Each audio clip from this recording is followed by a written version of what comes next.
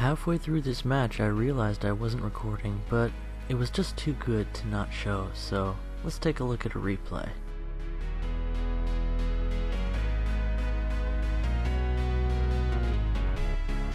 Tank Baby approves of this video. Presumably. I started chewing on some of the footage.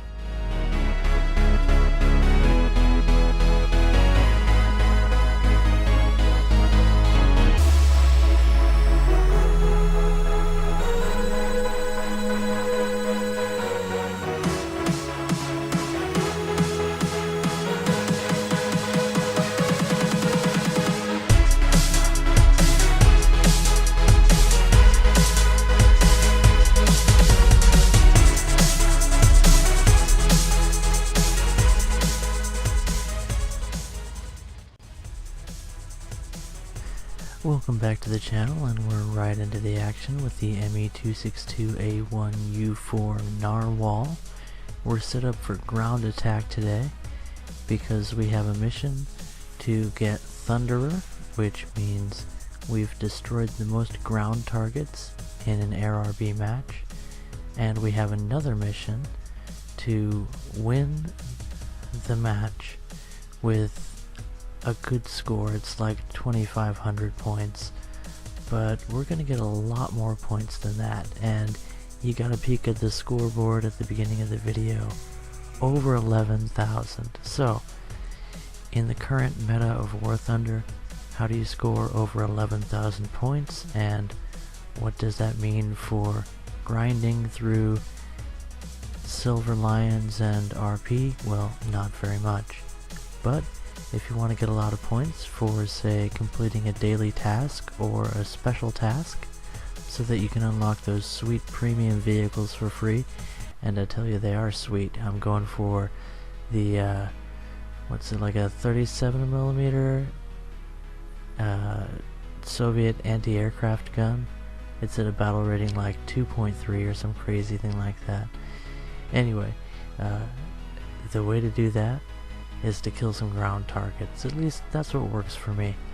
And at 6.7 battle rating, German airplanes are very capable. They have some strong early jets, and if you don't end up in an up tier against F-84s and P-80s, then you're gonna have a pretty good time as far as team support in general. And this was our third or fourth match tonight, trying to find that special combination of clear skies in order for us to do our work, and a map that actually has enough ground targets for us to get a good score. So the stars have aligned, and we've started our attack run, as you can see. I've talked about this before, but with the Narwhal, what I like to do is strafe ground targets from the side. So I'll go up and down the map and just engage each column from the side as I come to it, keep my speed up, keep my altitude very low, and that both keeps me elusive in case anyone's looking for an easy target, and by maintaining my speed, as you can see, I'm taking nice wide gradual turns, not pulling too many G's in order to cut speed, picking up a little bit of altitude as I do my turn, and then dumping that altitude back into speed as I continue my next attack run. And not only does this keep up the agility of my aircraft so that I can defensively fly and zoom away from anyone that decides to engage me, but it also helps me to rapidly acquire new targets. And since I'm targeting from the side, I have big ol' flat plates of armor to shoot at, and on this map we're up against Shermans, which do not pose a difficult target from the side. And I guess now I could take a moment to talk about the new camouflage that I have on the plane. Not that you could really call it a camo. It's the Gertrude Blackthorn, I think it's called, anime skin, and I like the clean look of anime and the the sci-fi style blue exhaust coming out of the engines is pretty cool. There's a little picture in the cockpit, and I didn't know about that because I don't really care about those, so I'll have to replace that one with Tank Baby just to just to maintain my pride for my baby girl, I guess. So there's really not much to cover in this part of the match. It's always exciting to fly ground attack. Yeah, and I got a sick baby in the background. She's coughing, so she's just starting to get better though, so thanks for asking. Really not much to say at this point. We're just continuing our strategy of side strafing these ground targets, and of key importance are two things once you've planned your attack run. Getting the gun on target, and that means leading the target appropriately. If a tank is moving really fast, you'll want to lead 1 or 2 tank lengths in front of the tank. If they're just going at a regular pace, maybe half of a tank length, if that. If you aim at the front, you'll generally be able to hit the back of the tank if you hold your fire until about half a kilometer away, and that's what I would recommend. I tend to waste a good lot of shots if I engage at, say, a kilometer out, even though the gun can penetrate from that range, and in RRB, a penetration on a tank is an instant kill.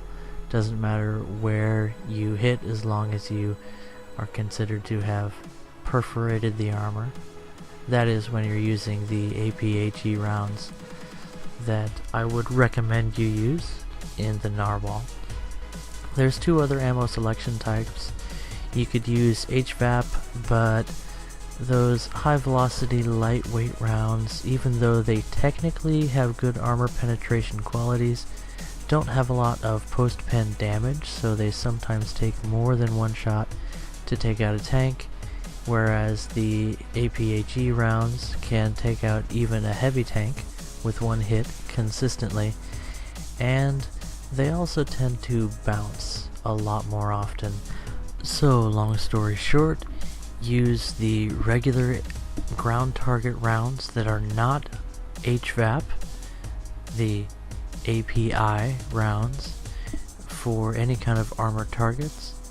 If you plan on going against aircraft, if you're bomber hunting, it's acceptable to use the ground targets APHE rounds, but generally I would recommend high explosive because that will one-shot most fighters, and generally it only takes a few shots to take down a bomber, though I just put out a video called Betrayal where that is clearly not the case. Off the top of my head, I think I remember getting 6 direct hits on a B-29's tail, and admittedly the B-29 has a massive well-protected tail section, but I blew off all of the control surfaces, and then, well, if you haven't seen the video, I'd say you wouldn't believe what happens next, but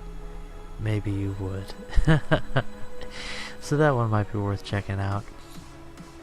I also had a sequel to that video come out recently, just with a few surprises, you might say, in how certain things are implemented in the game at the current point. But I'm not really complaining. I mean, this game is still like no other.